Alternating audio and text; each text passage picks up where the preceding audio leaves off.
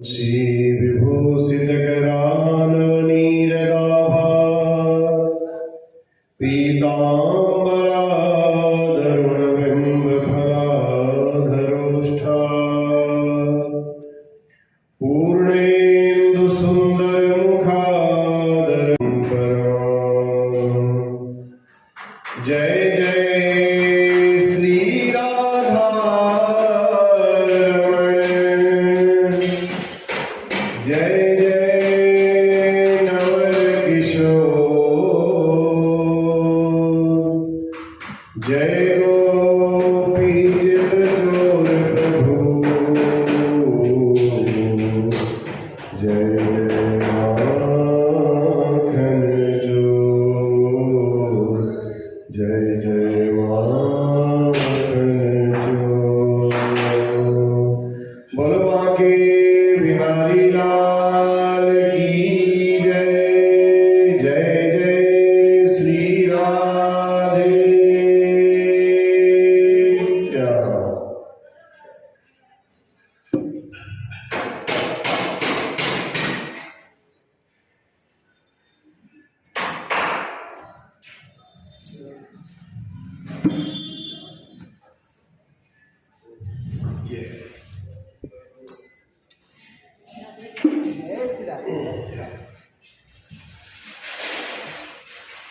देना हो तो दीजिए जन्म जन्म का साथ। देना हो तो दीजिए जन्म जन्म का साथ। देना हो तो दीजिए जन्म जन्म का साथ। मेरे सर पर रख बनवारी, मेरे सर पर रख बनवारी, अपने दोनों हाथ। देना हो तो दीजिए जन्म जन्म का श्यामा। देना हो तो दीजिए जन्म जन्म का साथ। झुलस गए हैं गम की धूप में, प्यार की छाया कर देना। झुलस गए हैं गम की धूप में, प्यार की छाया कर देना। बिन कान्हा के लाल चलेना, तू पतवार पकड़ लेना। बिन कान्हा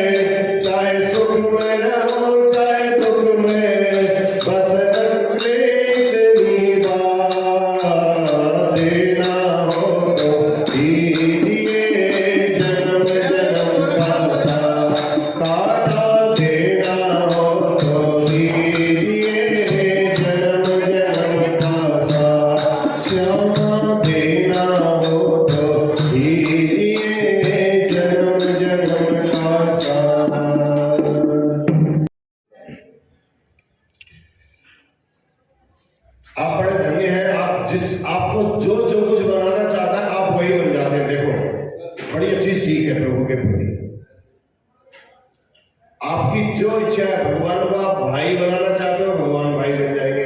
भगवान को आप अपना सेवक बनाना चाहते हो, भगवान सेवक भी बन जाएंगे आपके यहाँ। भगवान को आप अपना प्रभु बनाना चाहते हो, भगवान भी बन जाएंगे। भगवान को अपना पति बनाना चाहते हो, भगवान पति भी बन जाएंगे। मीरा भगवान सेवक बनने को भी तैयार है। कोई सेवक बनने वाला मिले तो सही, बनाने वाला भगवान।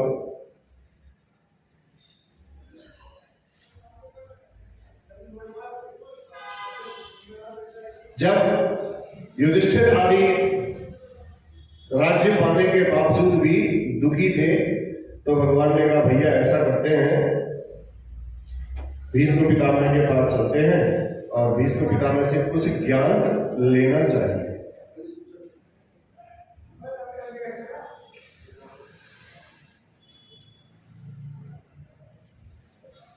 कल की कथा हमारी हुई थी, भगवान कुंती मैया के साथ उनके भवन में चले गए थे, यहीं तक हुई थी।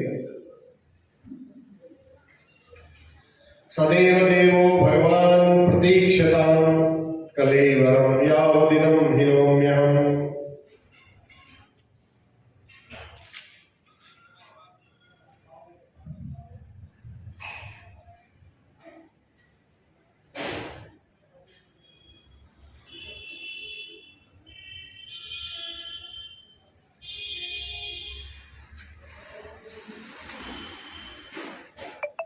एक दिन प्रभु ने देखा, भगवान चले गए कुंती मैया के साथ, ठीक है, ऐसी चीज मांगी कुंती मैया ने भगवान के पास जो थी ही नहीं। भगवान कैसे दे देते बताओ? भगवान के पास दुख थोड़ी है देने के लिए। भगवान ने कहा भैया अब जब मेरे पास वो चीज मांग रहे हो जो मेरे पास देने के लिए है ही नहीं, तो मैं आपको कैसे दे दूं? भगवान तो सिंधु सुख राशि, दुख कहां से दे सकते हैं प्रभु? साक्षात सच्चिदानंद प्रभु दुख देना भी चाहे तो भी कहां से देंगे, क्योंकि उनके पास तो दुख नाम की कोई चीज है ही नहीं।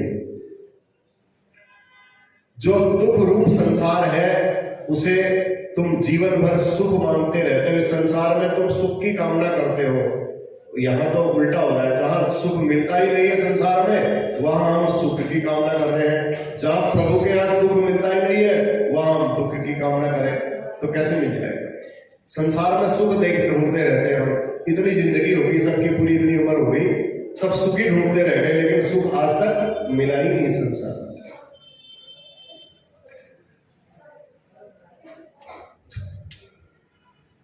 तो कहने का भाव, भगवान को जब लगा कि बुआ ने दुख मांगा है, मैं दे नहीं पाया क्योंकि देना मेरे लिए संभव नहीं था, इसलिए भगवान ने बुआ का हाथ पकड़ा था, चलो बुआ। स्वयं को ही भगवान को, स्वयं को ही कुंती मैया को सौंप दिया, कहा लो अब जो मांगना है आप मांगो, अब मैं तो इसके अलावा और कुछ नहीं दे सकता, जो मेरे पास था मैंने दे दिया। इसलिए भगवान ने स्वयं को ही दे दिया और हम आपके साथ ही चलते हैं। पांडवों के आनंद, उस भगवान देखो रथ में चढ़ने के लिए तैयार थे द्वारका जाने के लिए। कहा कुंती मैया ने रोक लिया तो पांडवों में बड़ी खुशी की लहर दौड़ गई, आनंद की लहर, सब बड़े प्रसन्न हो गए सारे पांडव। चलते चलते बुआ के प्रेम ने प्रभु को रोक लिया। तो एक दिन प्रभु ने देखा, अब घर में रहते थे प्रभु भी, कुंती मैया ने जाने नहीं दिया।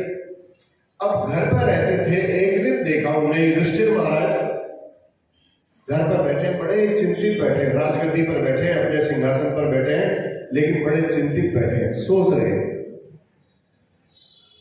बहुत परेशान से दिखाई दे रहे थे।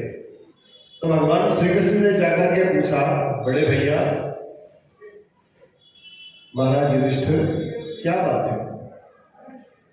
समस्त शत्रुओं को पराजित करके, समस्त शत्रुओं को पराभव करके आज आप सम्राट की पदवी पर बैठे हैं, इतने बड़े राजा हैं, और फिर भी आप आज मुंह लटकाए हुए बैठे हैं, इसका कारण क्या है?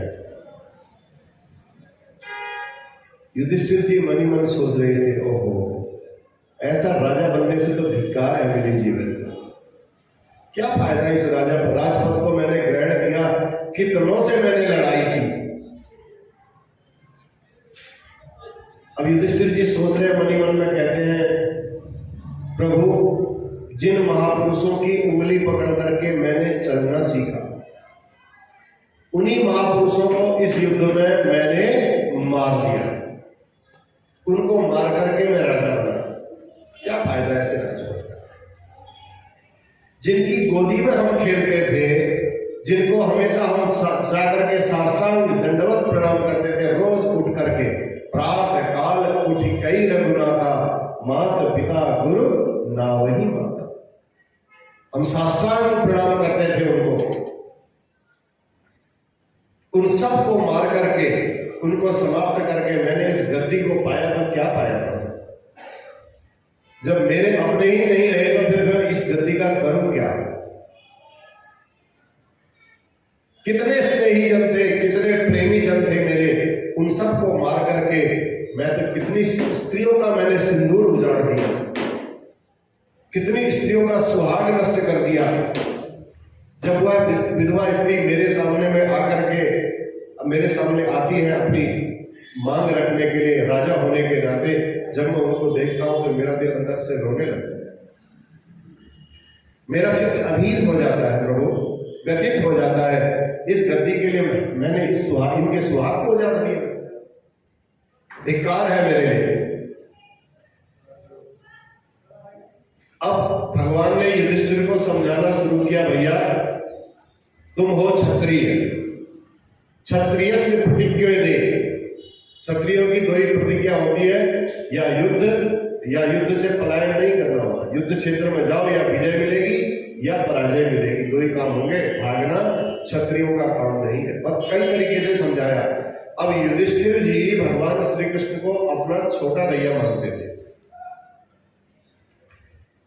वात्सल्य भाव था उनके प्रति, भगवान के प्रति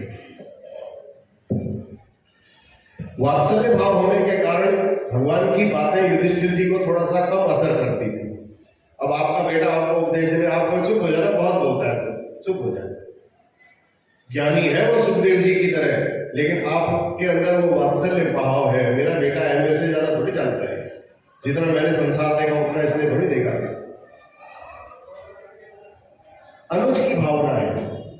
तो कहने का भाव, उपदेश तब प्रभावित होता है जब उपदेशक के प्रति, आपको मैं यह उपदेश दे रहा हूं, अब मेरे प्रति यदि आपका भाव गुरुत्व का है, शिक्षक का है, उपदेशक का है, तो मेरी बात समझ में अवश्य आएगी। यदि आप समझोगे छोटा बच्चा ही है, बेटा ही है हमारा, तो सीख रहा है, चलो कोई बात नहीं, सुन लेते हैं, इसका भी मन रख देते हैं, तो जितनी बातें यहां से बोली जाएंगी वो बातें प्रभावित आपको नहीं करेंगी। ऐसा ही युधिष्ठिर जी के साथ भी हुआ, कारण युधिष्ठिर जी भगवान श्री कृष्ण को अपना छोटा भैया मानते थे। अब यही प्रवचन कोई सफेद दाढ़ी वाला बढ़िया हो, बड़ा बुजुर्ग हो, वो करने लगे तो आप लोगों के महाराज जी आए हैं, बनारस से आए, हरिद्वार से आए हैं, घर का जोगी जोगड़ा, आन गांव का संग। तो जौहरी जो होते हैं तो कांच के टुकड़े को और हीरे को एक नजर में ही पहचान लेते हैं, उनको ज्यादा दूर से ला करके ये अमेरिका का है, ये लंदन का है, ये इस जगह का है, ये इस जगह का है, कहने की जरूरत नहीं है। वो एक टुकड़ा दिखाओगे, उसी से पहचान लेंगे कि ये कांच है कि ये हीरा है। इसलिए ये परख होनी चाहिए, छोटे और बड़े की परख नहीं होनी चाहिए। अब भगवान कृष्ण तो भगवान है, लेकिन युधिष्ठिर के मन में वो छोटे भ्राता की तरह ही लगते हैं। भगवान बोले भैया ऐसा है, समझ गए भगवान कि मेरी बात का बिल्कुल इतना भी असर युधिष्ठिर के मन में नहीं हो रहा है। तो भगवान ने कहा ऐसा करते हैं बड़े भैया, चलो भीष्म पितामह ना सरसैया में पड़े हुए हैं, बहुत दिन हो गए, उनके पास चल के कुछ उपदेश विज्ञान भी ले लेते हैं और उनके दर्शन भी करके आते हैं। समस्त पांडव परिकर को लेकर के प्रभु युधिष्ठिर को साथ लेकर के सारे जितने पांडव लोग के सब भगवान भीष्म पितामह जहां सरसैया पर, बाणों की सैया पर लेटे हुए हैं, पांडव वहां पर पहुंचे। पांडवों ने वहां जाकर के भीष्म पितामह को प्रणाम किया। अब शरीर तो हिलना डुलना तो हो नहीं सकता था, क्योंकि बाणों की सैया में फिक्स थे बिल्कुल। आंख खोली भीष्म पितामह ने, आंख खोली और जैसे ही असह्य पीड़ा हो रही थी उनको, अर्जुन सामने में दिखाई दिए तो अर्जुन से पूछा, अर्जुन तुम्हारा सारथी नहीं आया क्या? जैसे ही प्रभु भीष्म पितामह ने ये शब्द बोले, प्रभु तुरंत सामने खड़े हो गए। प्रभु ने कहा, दादाजी मुझे याद किया आपने? अरे भीष्म पितामह तो प्रसन्न हो गए। भीष्म बोले, प्रभु बहुत अच्छा किया आपने, आपको साष्टांग दंडवत प्रणाम है। अब मैं हाथ हिला नहीं सकता हूं क्योंकि हाथ तो मेरे बिल्कुल ऐसे। आप आए लेकिन यहां आकर के फिर भी आप छुप करके क्यों खड़े हैं प्रभु? आप मेरे सामने में आइए। भगवान तुरंत भीष्म पितामह के सामने में आ गए, जहां से उनकी नजरों से नजरें मिल जाए। भगवान ने कहा, कैसे याद किया पितामह? दादाजी कैसे याद किया आपने? तब पितामह भीष्म बोले, अर्जुन तुम इनको पहचानते हो? भगवान श्री कृष्ण के लिए कहते हैं, तुम इनको पहचानते हो? तब अर्जुन कहते हैं, इनको कौन नहीं जानता है दादाजी? कौन ऐसा है इस संसार में जो इनको नहीं जानता? पितामह ने कहा, बताओ तो सही कौन है? थोड़ा अटखेलियां करते हैं कभी कभी। तब भीष्म ने कहा, जब कौन है? तब अर्जुन कहते हैं, ये मामा वसुदेव जी के पुत्र कृष्ण है। पितामह भीष्म हंसने लगे, कहते यही तो मैं सुनना चाहता था। अर्जुन कभी तो तुम इनको अपना मामा बना लेते हो, कभी तुम इनको अपना सचिव बना लेते हो, कभी तुम इनको अपना गुरु बना लेते हो, कभी तुम संदेश वाहक बना करके, दूत बना करके भेज देते हो इनको, कभी गुरुजी बना करके गीता का ज्ञान ले लेते हो, और कभी सारथी बना करके इनको लगाम उनके हाथ में थमा देते हो। कितने नाते हैं तुम्हारे इनके साथ। यम मन्यसे मातुलेयम प्रियम मित्रम सुहृदतमम अकरो सचिवम दूतम सौहृदादत्त सारथिम। धन्य है प्रभु, धन्य है आप और धन्य है आपके प्रेमी। जो मैंने बोला भगवान को आप जिस रूप में देखना चाहते हो, भगवान उस रूप में आपके पास आने के लिए तैयार है। बस भाव आपका क्या है भगवान को बुलाने का। भैया बनाना चाहो भैया भी बन जाएंगे, सखी बनाना चाहो तो सखी भी बन जाते हैं भगवान। एक दिन वो भोले भंडारी बनाए ब्रजनारी गोकुल में आए। तो भगवान का के प्रति भाव आपका कैसा है? उदाहरण के लिए मैं अर्जुन का उदाहरण दिया। अर्जुन ने क्या क्या भगवान को नहीं बनाया, और जैसे जैसे भगवान को बनाते गए भगवान वैसे वैसे बनते गए। कोई अहंकार नहीं भगवान के अंदर, कोई गुरुत्व भाव नहीं।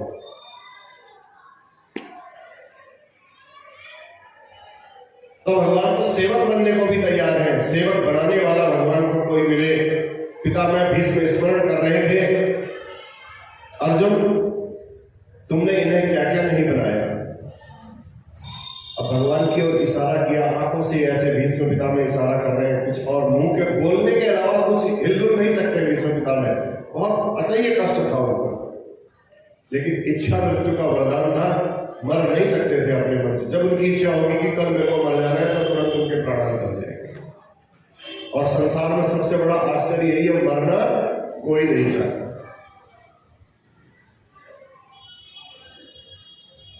तब भगवान की ओर इशारा करके भीष्म पितामह कहते हैं, प्रभु बस अब एक इस दास की भी एक अंतिम इच्छा है। सरसैया पर पड़ा हूं, ये बाणों की मृत्यु सैया पर पड़ा हूं, बस एक छोटी सी मेरी इच्छा है, वो इच्छा भी आप पूरी कर दो।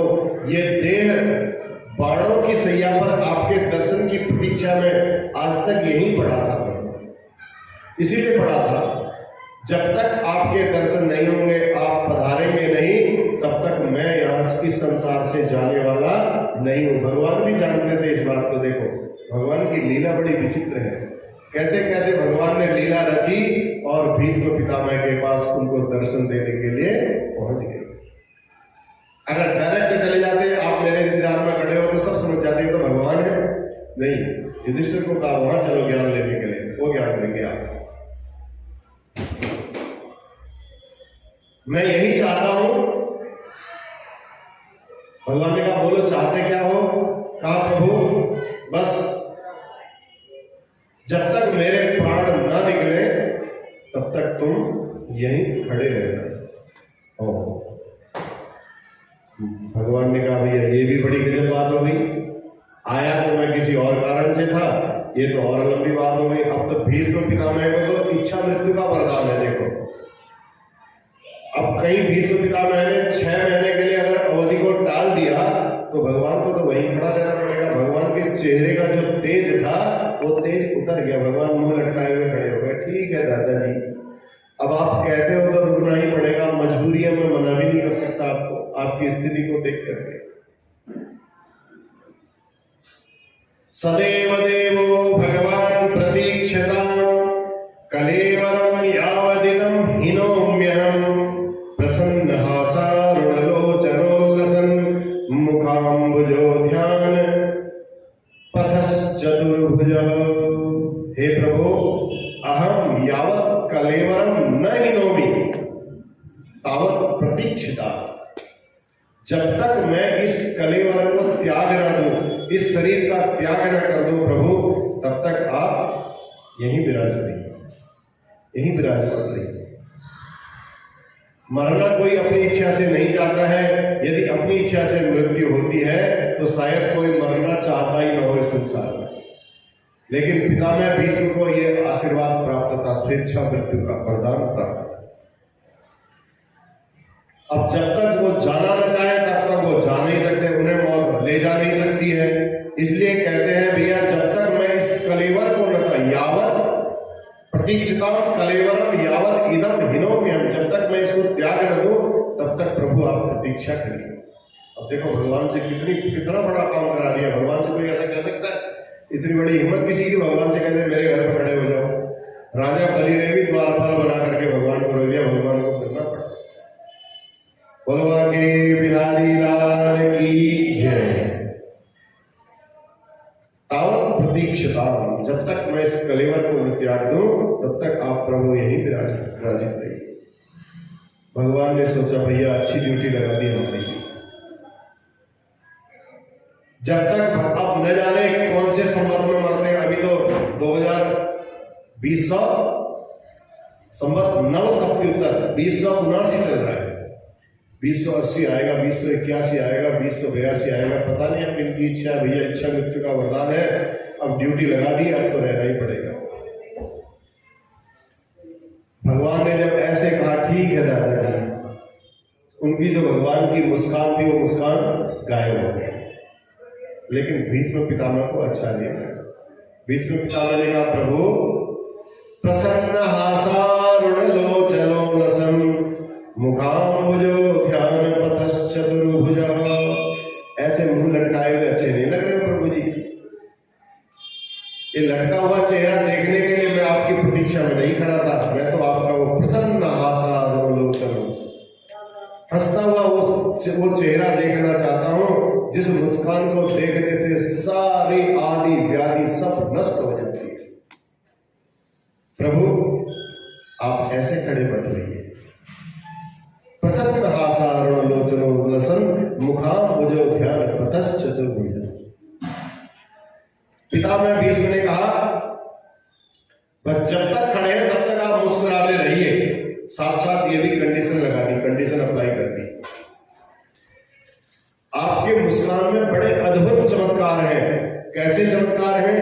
लगी जिन लाल की मुस्कान तिनहि बिसरी वेद, विद्र सब योग संयम ज्ञान, नेम व्रत आचार पूजा पाठ गीता ज्ञान, रसिक भगवत दृग दई असि एजी के मुख म्यान। भगवान की मुस्कान जिसने एक बार देख ली, ह्रासम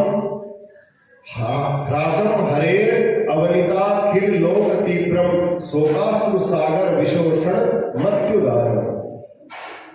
मानव जीवन में जो शोक सागर है, अगर एक बार भगवान की आपने वो हंसता हुआ चेहरा देख लिया तो उसको देखने से जो शोक सागर है वह शोक सागर सूख जाता है।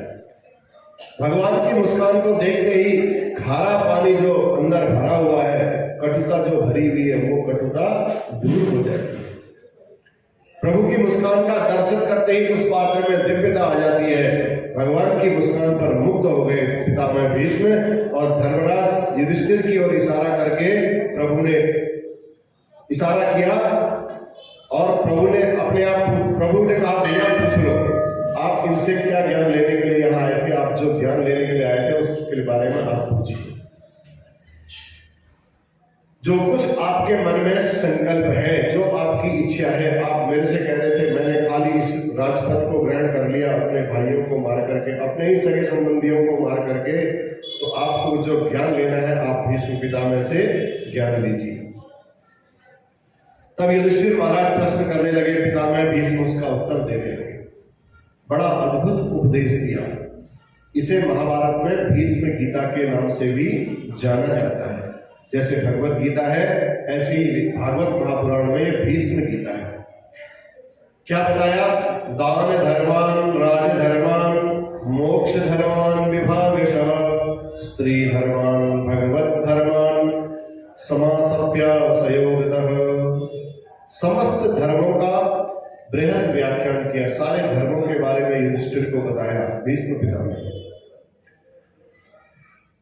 पर संक्षेप में कहा जाए तो किसी को किसी धर्म के बारे में विस्तार से बताया और किसी को थोड़ा संक्षेप में बताया, और दिव्य मर्म को जान करके युधिष्ठिर महाराज सहित समस्त पांडवों का धीरे धीरे जैसे जैसे सुनते गए उपदेश, क्योंकि भीष्म पितामह तो बहुत अवस्था वाले थे ना, उम्र वाले थे, हम सबसे बड़े थे, तो उनकी बात पर तो विश्वास होना ही होना था। तो जैसे जैसे धर्म का उपदेश सुनते गए वैसे वैसे उनका दुख दूर होता गया। समस्त पांडवों का शोक दूर हो गया। अब आया शुक्ल पक्ष का दिन, माघ शुक्ल पक्ष। भीष्म पितामह को लगा कि भैया इससे बढ़िया कोई और दिन हो नहीं सकता है, क्योंकि सूर्य उत्तरायण हो जाएंगे। उत्तरायण में जागते हैं और दक्षिणायन में सोते हुए में तो दरवाजा बंद रहता है और जागते हुए में दरवाजे खुले रहते हैं सबके। तो भगवान का भी ऐसा ही। उत्तरायण काल की बड़ी प्रतीक्षा थी भीष्म पितामह को कि कब उत्तरायण काल आए और कब मैं इस शरीर का त्याग कर दूं। उत्तरायण काल की प्रतीक्षा थी और पितामह भीष्म की वह पूरी हो गई। 6 महीने उत्तरायण और 6 महीने दक्षिणायन सूर्य भगवान रहते हैं। तो देवताओं, दक्षिणायन जो है वो देवताओं की रात्रि है और उत्तरायण देवताओं का दिन है। दक्षिणायन में अगर देह त्याग करके जाओगे तो आपको जब तक वो द्वार खुलेगा नहीं तब तक भगवान के दर्शन होंगे नहीं। तो 6 महीने तक, 2 महीने तक, 3 महीने तक प्रतीक्षा करनी पड़ सकती है। तो पितामह भीष्म उत्तरायण की प्रतीक्षा थी। इधर हमारे प्रभु भी उत्तरायण है। उत्तरायण माने क्या होता है?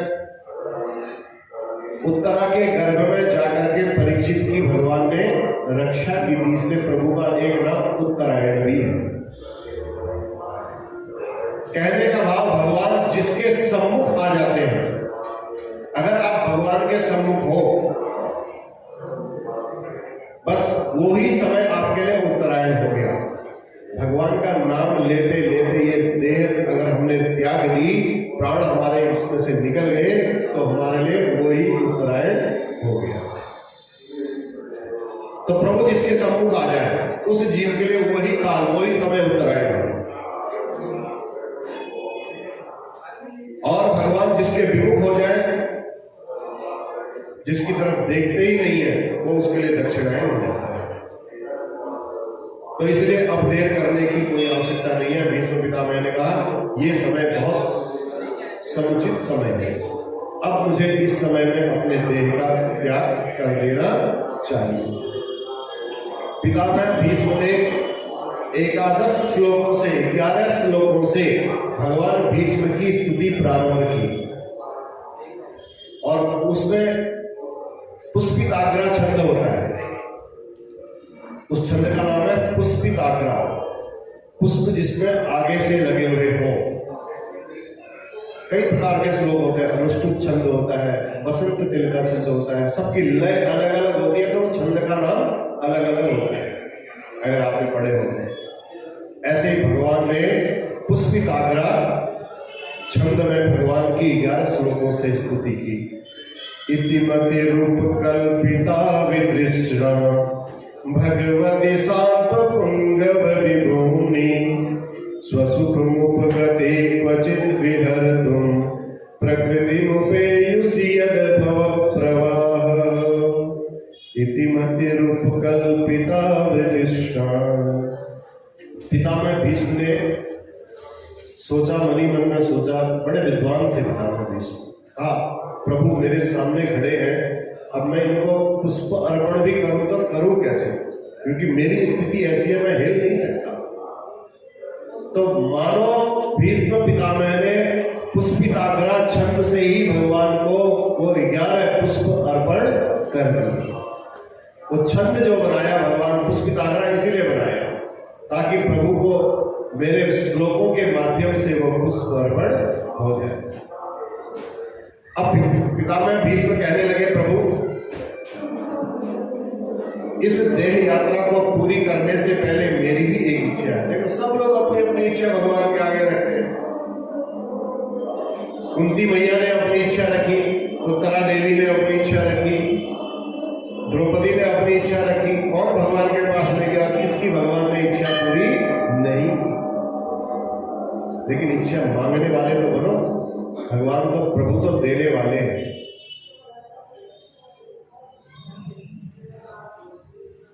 अब भीष्म पितामह ने कहा, प्रभु एक छोटी सी मेरी भी इच्छा है, अगर उस इच्छा को आप पूरी कर दो तो ये देह त्याग की यात्रा मेरी पूर्ण हो जाएगी। कृष्ण भगवान ने कहा, बोलो दादाजी आप ऐसी क्या बात है जो आप मांगना चाहते हो? आप तो इतने समर्थवान हो, आपकी ऐसी कौन सी अंतिम इच्छा रहेगी बताइए। कहा इस देह यात्रा को करने से एक छोटी सी इच्छा है, मैं अपनी अविवाहिता बेटी है एक मेरी, उस बेटी का विवाह मैं करना चाहता हूं। अरे कृष्ण भगवान ने कहा, आपकी तो शादी नहीं हुई, बेटी कहां से हुई आपकी? कैसी बातें कर रहे हो दादाजी, आप उपहास कर रहे हो, आप तो मेरा ऐसे मत करिए। भीष्म पितामह ने कहा, आप जानते हो जब मैं बोलता हूं तो बिल्कुल सत्य बोलता हूं। भगवान ने कहा, बताइए। अब जा रहा हूं, बेटी को कुंवारी छोड़ करके जाऊंगा तो मेरे मन में संशय रह जाएगा कि मैं अपनी बेटी का विवाह नहीं कर पाया। प्रभु आप इसका पाणी ग्रहण संस्कार कर लो आप, बस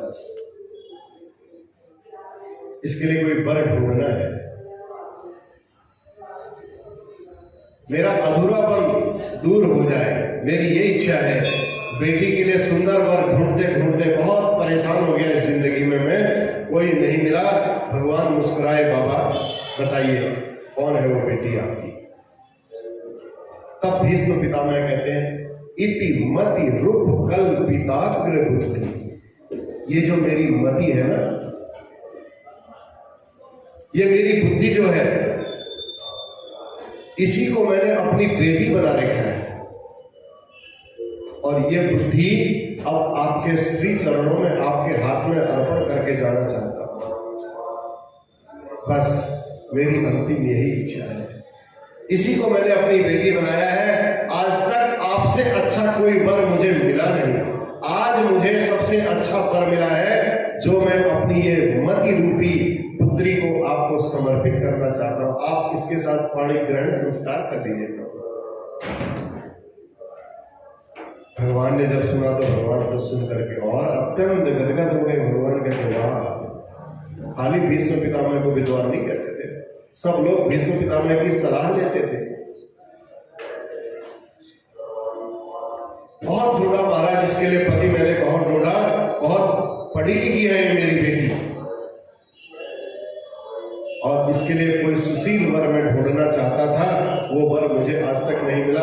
आज मैं अपने आंखों के सामने में उस वर को देख रहा हूं, तो उस वर से मैं अपनी इस बेटी का विवाह करना चाहता हूं। भगवान ने कहा, भैया बताओ भी सबसे बड़ी विशेषता क्या है? भीष्म बाबा ने बोला, ऐसी बेटी आपको दुनिया में मिलने वाली नहीं है। उन्होंने कहा, भगवान ने बताओ विशेषता भी तो बताओ भैया।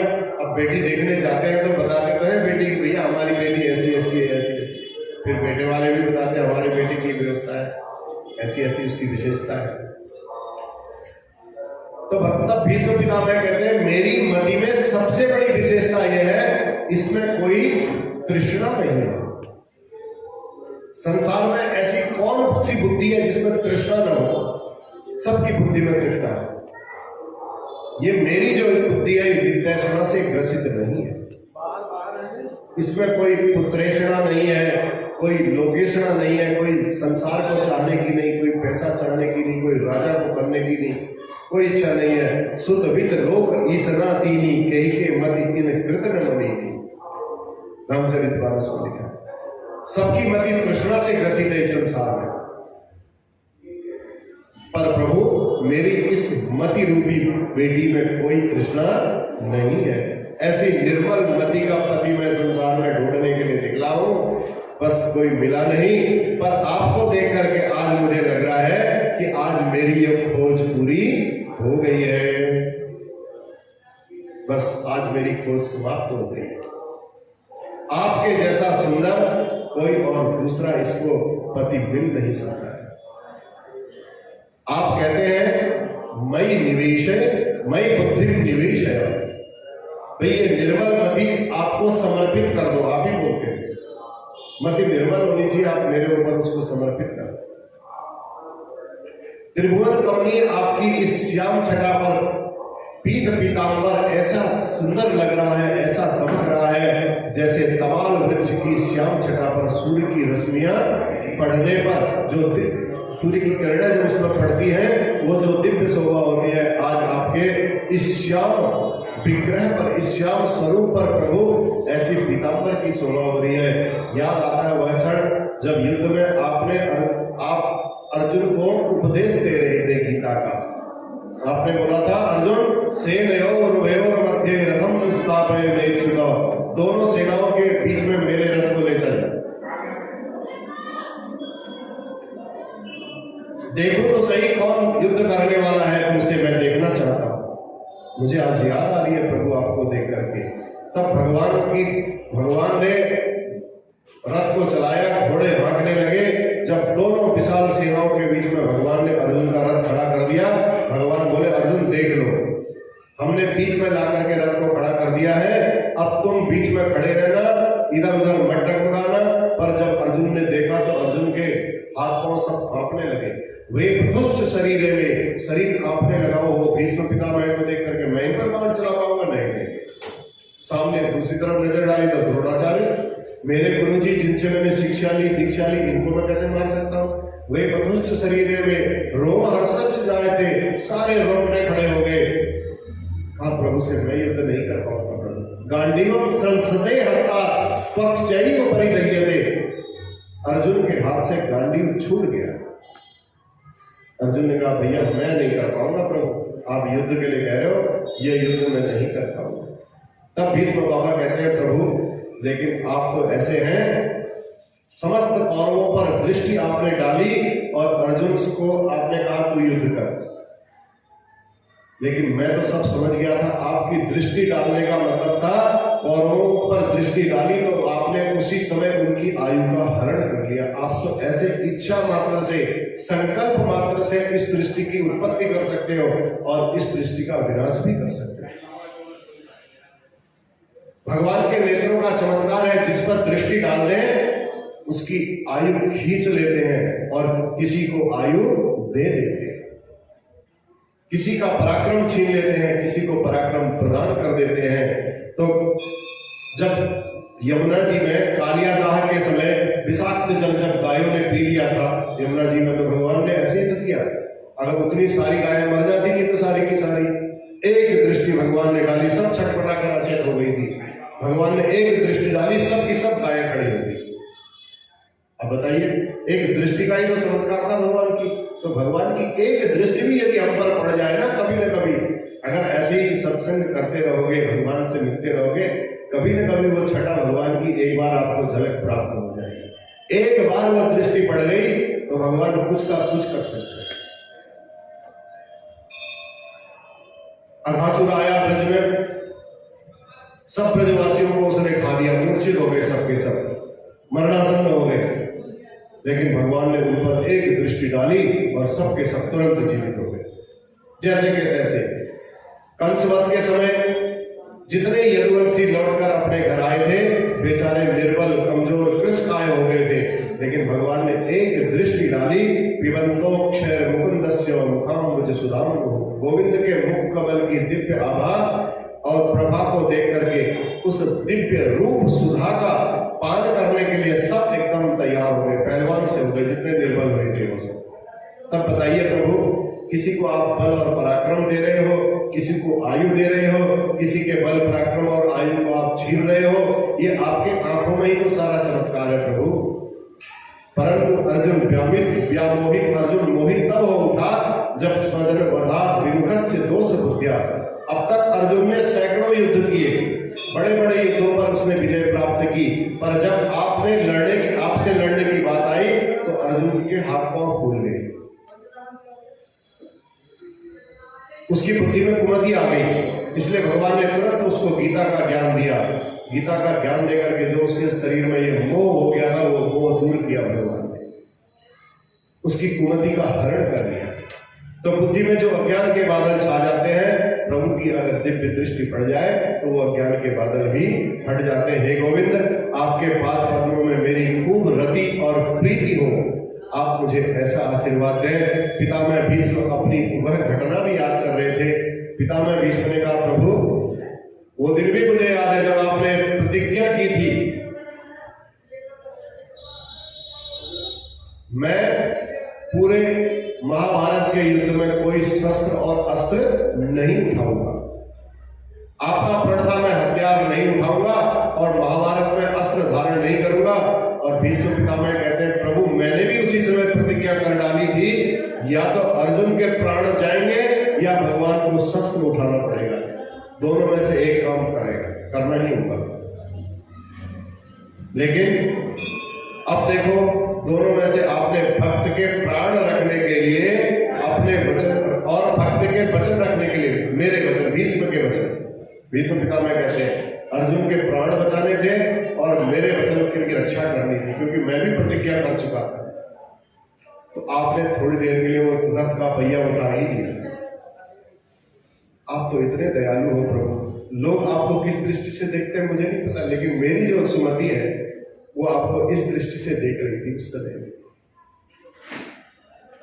आपने अपना ही प्रण छोड़ दिया। मैं जानता हूं प्रभु, जब भक्त और भगवान की प्रतिज्ञा यदि आपस में टकरा जाती है, तब तब सामने प्रभु भगवान ही अपनी प्रतिज्ञा को छोड़ देते हैं। भक्त का मान टले टल जाए, अपना मान टले टल जाए, भक्त का मान न टलते रहे।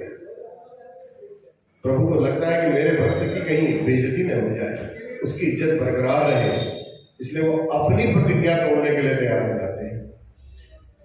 तो इसलिए कभी कभी पिताजी और पुत्र में, माँ बेटी में बहस हो जाती है, तो माँ भी कहती है ठीक है बेटा, जो तू कह रही है ना वही ठीक है, चल। उसका मन रखने के लिए कह देते जो तू ही बड़ी है, हाँ तूने सबसे अच्छा कर दिया। पिता भी कह देता है अपने बेटे को, हाँ तू जीत गया, मैं हार गया तेरे आगे। तो बच्चों का मन रखने के लिए कह देते हैं। तो प्रभु आपने ही ऐसे सबका मन रखने के लिए, अपने भक्तों का, अपने बच्चों का मन रखने के लिए ये सब किया। देखो तीखे तीखे बाण चलाए मैंने, और आपने रथ के पहिए से जब जितने भी बाण चलते थे सारे बाणों को आपने रथ के पहिए के, जब सुदर्शन रथ का पहिया उठाया तो मेरे सारे बाणों को आपने एक ही बार में काट डाला, निस्तेज कर दिया। पृथ्वी कांप गई, आपका पीताम्बर उसमें नीचे गिर गया था जब क्रोध में भगवान भीष्म पितामह की तरफ रथ का पहिया उठा करके मारने के लिए दौड़े थे। तब लाल लाल नेत्र आपके क्रोध में भरे, जब मुझे मारने के लिए दौड़े, वो छटा आज मेरे मस्तिष्क में बैठी हुई है प्रभु। आज भी मैं आपको देखता हूं, ऐसा लग रहा है जैसे किसी गजराज को मारने के लिए किसी सिंह ने आक्रमण कर दिया। क्रोध में भरा जैसे सिंह किसी हाथी पर, किसी गजराज पर झपट पड़ता है, ऐसे ही वह छटा आज भी मेरे आंखों में बसी है।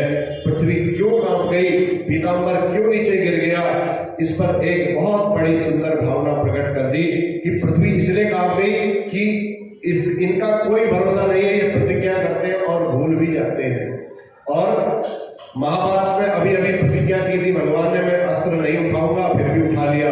और मुझे भी तो इन्होंने प्रतिज्ञा पूर्वक वचन दिया था कि देवी घबराना मत, मैं आऊंगा तेरा भार दूर कर दूंगा, पृथ्वी को भी बोला था भगवान ने।